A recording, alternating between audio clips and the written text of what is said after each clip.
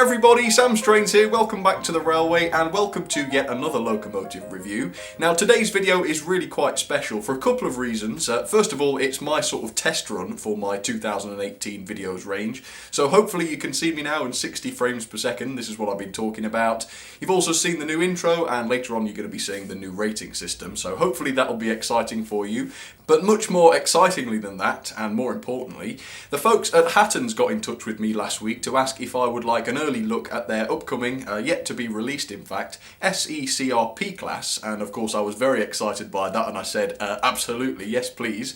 So that's what I'm going to be looking at today. Here it is. It hasn't come out just yet, it's going to be coming out in January I believe. So obviously a massive thank you to Hatton's for letting me take a look at this early, and I should also point out that this is not a sponsored video in any way. I still have had to pay for the model, I've just got it a little earlier, that's all. So you know that it's not going to be a biased review. I'm not being paid to say this is good, and I wouldn't accept payment to say something's good when it's not in the first place anyway. So if this is a good model, you're going to be finding out today, and I've got a sneaking suspicion that it's going to be. So yes, very excited today. Let's get this thing out then and see what it's like. I absolutely can't wait.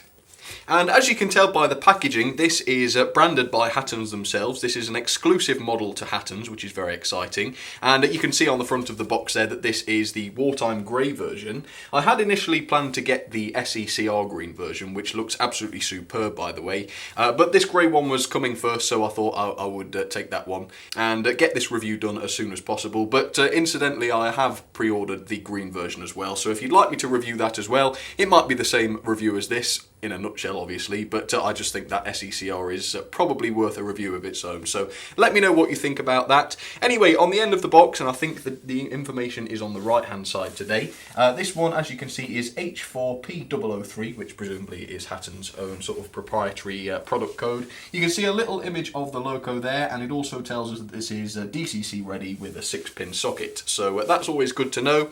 On the back of the box you've just got a little bit of a warning which says this is a detailed scale model for adult collectors, which is a little bit worrying because I only just fit into that category. But anyway, I know you're all dying to see this thing, and I am as well, to be honest, so let's get this out and take a look, shall we? And it's in this beautiful presentation box, which is really, really nice to see. It's good and solid, so this thing is not going to be breaking during shipping, which is obviously very good news. And it's all padded, as you can see, with this foam, which is absolutely fantastic. It's not something you get from many manufacturers these days. Okay, so we've got the instruction manual here, which has been printed in colour, which is lovely. And there you can see an image of the SECR green version, which will be very exciting as well when it comes out. But yeah, it's the usual stuff. It is beautifully printed in colour, I must say. Look at this. You've got all the sort of diagrams, photos, a little bit of the usual sort of tells you how to service it, fitting decoders, all that good stuff, fitting the detail and such, so worth holding on to for sure. Okay, let's get this thing out, and there it is. And as I said, well, I don't think I've really mentioned this, to be honest. It is in the grey livery, which is sort of a wartime grey livery, I believe. And as you know, I do love unusual liveries, so I'm more than happy to be reviewing this grey one. It's absolutely exquisite and unusual, which is the key thing. I don't think I've got any locos in this livery already, so it's really, really exciting to finally have one in SECR grey, which I suppose it will be. Okay, let's take this sleeve off. There we go. And here you can see the detail pack, which is quite substantial. I'm not entirely sure what some of this stuff is, as per usual, but you've definitely got vacuum pipes, you've got some head code discs there, it looks like you've got lamps, couplings, well, they're sort of chain link couplings. Absolutely superb. Lovely little detail pack that is, so I'm sure lots of people will have fun fitting those. Okay, let's get the engine out then, that's what we're all interested in. Oops, sorry about the noise. Okay, and again, it's very well packed in here. It's got this this piece of plasticky stuff which does a good job of protecting it. And here it is for the first time. Wow. And this thing is absolutely tiny. It really is tiny, but it is quite heavy actually for the size. I would say it's probably the heaviest small tank engine I've actually got. It weighs quite a bit more than the Terrier does, and I would say the Terrier is bigger than this. Wow. Let's touch some of this. Feels like the running board is definitely made of cast metal, but I'll take a better look at that in a moment and let you know whether it is cast metal or not, but I think at least the running board is. And wow, just look at it. What an unusual looking thing, and what a beautiful looking thing too. Absolutely fantastic. I love it. Anyway, I'm going to show you this thing up close in just a second, but first of all, here's a little bit of history on the P-Class, and I do apologise if I ever call this the H-Class at any point, but obviously I've been talking a lot about the H-Class recently, but no, this is the P-Class, and very beautiful it is too. Okay, here's a little touch of history on them then. So the P-Class was a relatively early design of 060 tank engine, designed by Harry Wainwright for the SECR. They somewhat resemble the earlier Terriers of the LBSC, which I've already mentioned briefly, and supposedly they were inspired by them, although the P-Class never really proved to be quite as successful and never really came close to the expected tractive effort either that it was designed for. And so because of this, the class were eventually used for shunting and other similar lighter duties, despite being originally intended for passenger work. Only 8 of the class were produced in the end, and you don't know, maybe that's because they weren't all that successful. Over 2 years, they were built between 1909 and 1910, and very luckily 4 examples still exist in preservation, which is quite a good number actually for what seems to be quite an obscure little tank engine. So that's good to hear, and of course you can still see them out there these days. I don't know how many are in running order, but I think at least one of them might be. No expert on that. Anyway, let's take a look at this thing up close then, because it really is exquisite.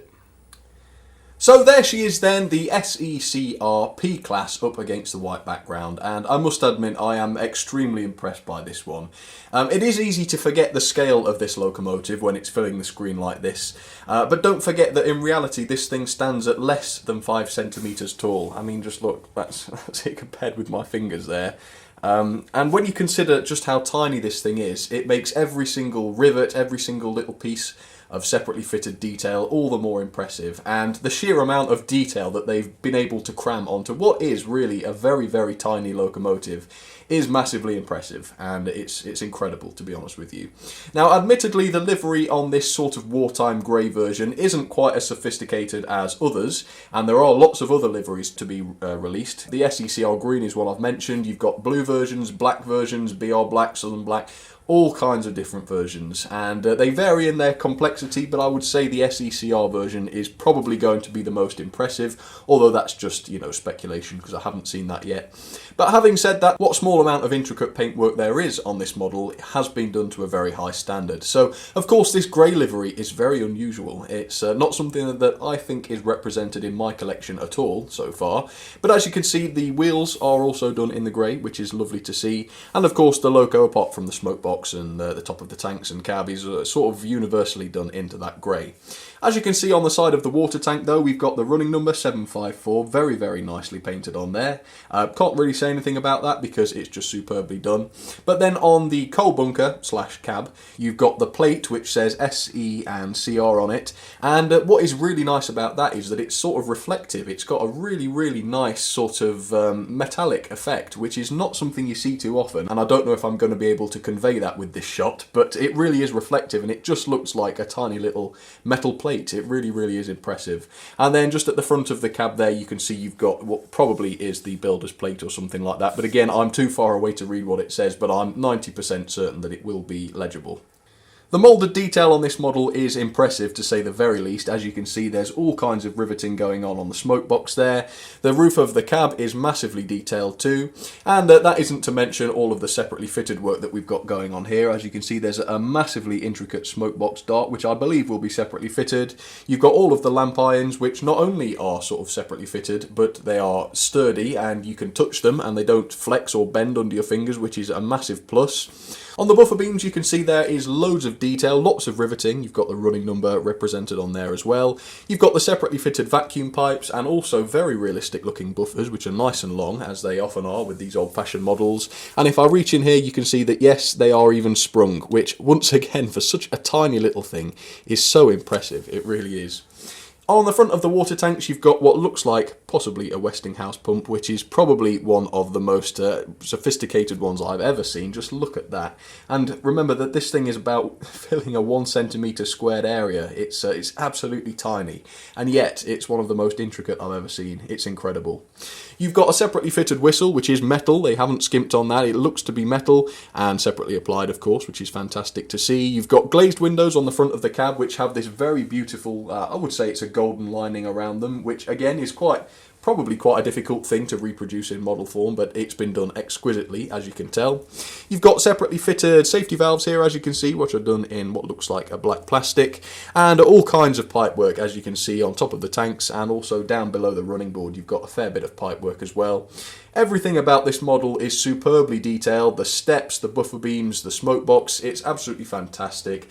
The one tiny criticism I can spot is that there is no internalised valve mechanism. There's no valve gear represented there. It is just a blank space underneath the boiler / smoke box. A little bit of a shame about that, but again, it's such a tiny model. I would have been absolutely astonished if they'd have been able to put any sort of realistic valve gear down there. But, you know, obviously that is something that has been missed out. The cab is massively impressive as well. All of the detail is represented there, even the hands on the gauges.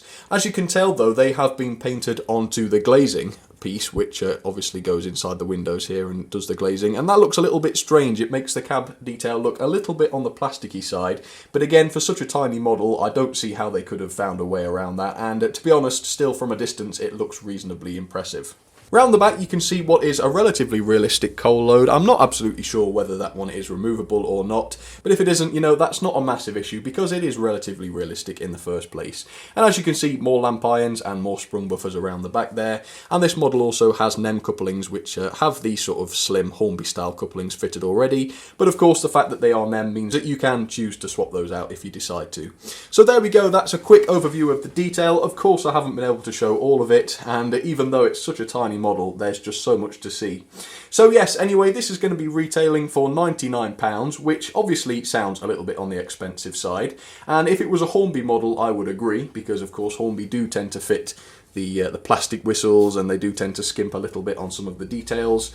But I would say that due to the sheer quality of this model, I mean, even the running board is made of cast metal on here. I mean, that is something really, really nice to see with what is a relatively inexpensive model. Of course, it is quite difficult to find any model these days for less than £100, and the fact that Hattons have still been able to do that is very impressive. And to be honest, for what you get, I can't say that that's going to be bad value for money, because this thing is solid as a rock. I mean, it really is. You can touch the lamp irons and they don't move at all, and that is a good sign of quality. And you can handle it. You know, I've been handling this thing for a little while now and it's still in perfect shape, touch wood. Okay, so let's move on then to performance and see how this thing runs, shall we? Okay, so there she is then, the Hatton's P-Class down onto the track, and this is actually going to be the first time she's ever run, which is of course quite exciting, but it's also quite scary as well, because obviously if something goes wrong I'm a bit stuck for the review. But I do like to film things running for the very first time on camera, because I think that always gives it another dimension of excitement. Anyway, she's about to be coupling, assuming that she works, she's about to be coupling to this relatively small goods train, and I wanted it to be relatively small because of course, first of all, in real life, they were quite famously not great pullers, so they wouldn't have been pulling a lot. And secondly, of course, this loco hasn't been running yet, so really I shouldn't be making her pull anything straight away. But I'm going to hopefully get away with just this little train. But yes, really it should be running for 15-20 minutes in each direction without a load. But obviously for the purposes of this review, I'm going to bend that rule somewhat. But anyway, let's not procrastinate. Let's give this a little bit of juice and see what happens. So I'm going to go onto the controller and give her a little bit of power and see how she runs. And I'm genuinely interested to see how this one does. Okay, here we go. Oh my goodness me. Normally you have to turn the controllers a lot higher than I just did to get her to move, so I wasn't expecting her to take off so soon. So let's go backwards and see. Oh my word. Look at that. Oh, has she stalled? Yeah, okay, she's stalled. Maybe I was being a little bit too slow. Let's give her a little nudge. There we go. But wow, look at that. It's very quiet. Let's go past again. She's just gone over the express point without any hesitation. Oh, I like it. It seems to be a very, very, very good slow runner. And don't forget, again, this is half the size of most of the other engines I look at. And you zoomed right in on this one. Crikey, look at that. Let's go a bit slower again. Oh, I'm excited now. Look at that. It's unbelievably good at slow speed performances. I mean, I'm used to the likes of the Terrier and that Electrotred 060, which, to be honest, aren't that great at slow speeds, but this one really is. And it's silent, more or less, as well. I mean, the noise is pretty much unnoticeable. Let's bring it back. Fantastic. Okay, let's couple to the rolling stock then and see how she does with it. Alright, here she comes, very gently. Now, I'm going to reiterate, obviously, it's really not advisable to be coupling any sort of rolling stock to your engines just as they're new out of the box like this. You really should be running them in, but I'm taking a little bit of a risk in doing this straight away. But obviously, I want to get this review sorted as soon as possible. But as soon as it's finished, I will, of course, disconnect the rolling stock and let her run in properly. And I'm certainly not going to be thrashing her on the controller too much. Right now I'm going to keep her very nice and steady so that those brushes don't clog up the commutator. Look at that. Oh, it's incredibly good, that is.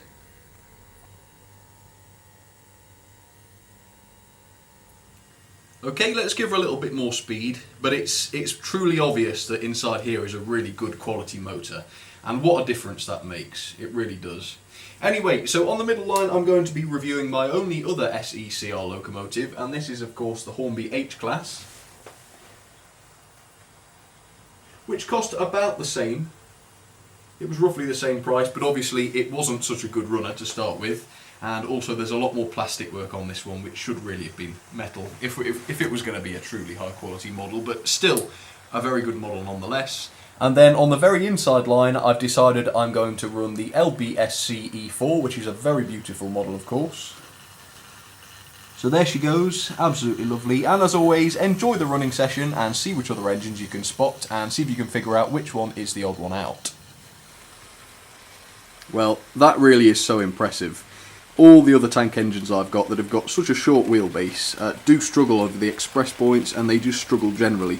The Hornby Terrier, for example, does struggle pretty badly on the track, but this one has run faultlessly straight out of the box. Oh, look at it. And that grey is very unusual, isn't it? I love the grey livery. I can't convey how nicely she runs, though. She just runs so reliably. Already, it's brilliant. So for the first time in quite a while, I feel genuinely excited to have this as part of my collection. It's just such a lovely looking model. And the thing I've found with trains, especially in 00 gauge, is that you quite rarely seem to get the full package. Sometimes you'll get the stunners, which look absolutely fantastic, but then they get let down a little bit in the performance. And then obviously the better performing locos that I own are sort of the railroad models, which of course don't have the beautiful detail on them. But yes, this new P-Class seems to have it all. To be honest with you, I think this is really raising the bar in terms of what we can expect and what can be done, and still at a reasonable price. I mean, I can't fault it. I cannot think of a way to fault this one. And I think the let's say the established manufacturers should be taking notes from this, because this proves that quality, reliable running, and a good price can all be possible at the same time.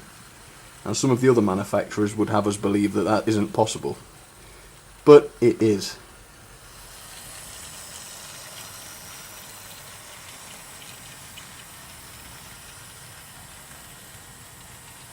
She does seem to run relatively quickly as well, even at half speed, so I've slowed her down a little bit. And I think that looks a little bit more like a comfortable speed for her.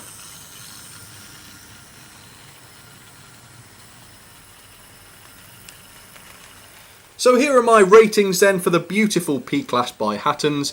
Detail, it has to be 5 out of 5. The detail on here is just absolutely out of this world, and for something so tiny, it really has impressed me, I've got to admit.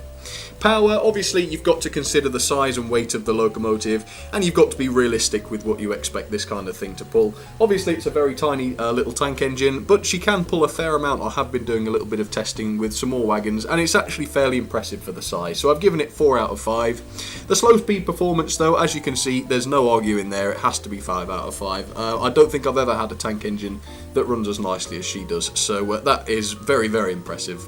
Quality, again, not only is the cosmetic quality so good, as you saw, everything was sturdy and well built, obviously, but also the mechanism is just, you can tell that it's quality. It runs so beautifully and smoothly. I certainly don't have any other tank engines that can do such a good smooth job of running. Value then, obviously £99 does initially sound like quite a lot for such a small tank engine, but when you consider the good quality, the fantastic performance, and just the fantastic character that these have got, I reckon, to be honest, £99 is pretty darn good value, so I've given it 4 out of 5. Overall then, that gives her 9.26 out of 10, and if I put her into the 2018 rankings, where she is alone, she is number 1 of course, but 9.26 out of 10 is going to be quite a tricky score to beat, I reckon. I'm very glad to be running the Hornby H-Class again, of course.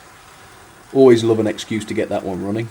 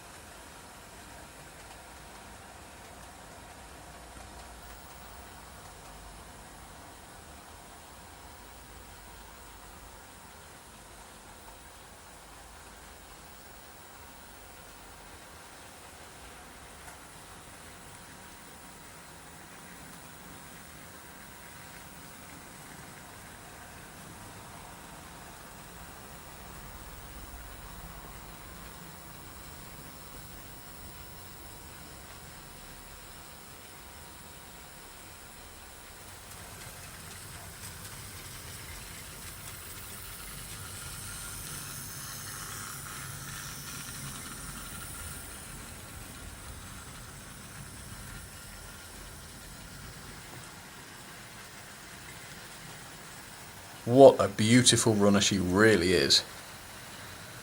And the grey has grown on me, to be honest. I mean, I thought it was interesting to start with, but now I think it's really quite attractive. And I'd love to know what other kind of grey liveried engines are going to be coming along in the future. I think based on this one I will be, getting a couple of others to match it. If they ever get produced, of course.